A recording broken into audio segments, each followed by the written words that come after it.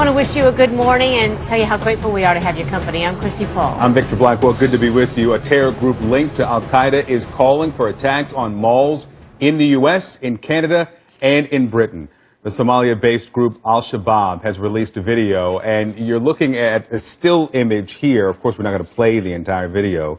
You can see the man here, his face covered up. In English, he urges the attacks. And CNN cannot confirm the video's authenticity, but two of the potential targets, Minnesota's Mall of America and West Edmonton Mall in Alberta, Canada, are beefing up security. We'll have much more on that in a moment. But I first want to go to CNN senior international correspondent Naima Al-Bagher in London. And I wonder, does Al-Shabaab say specifically why they're making these threats and why they're making them now?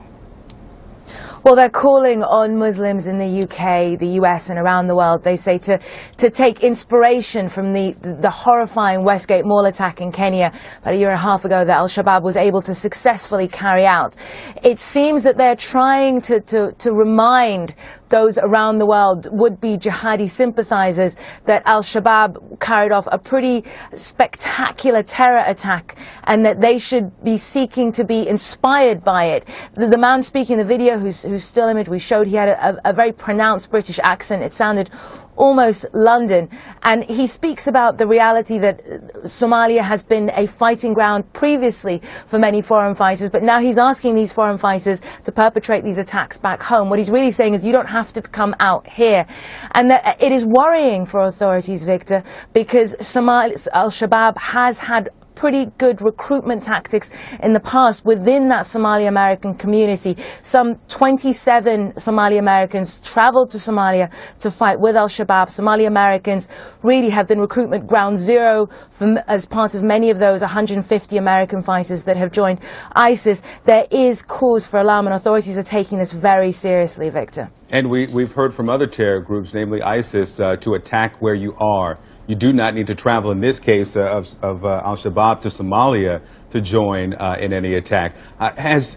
Al-Shabaab attacked in the U.S. or threatened to attack in the U.S. before?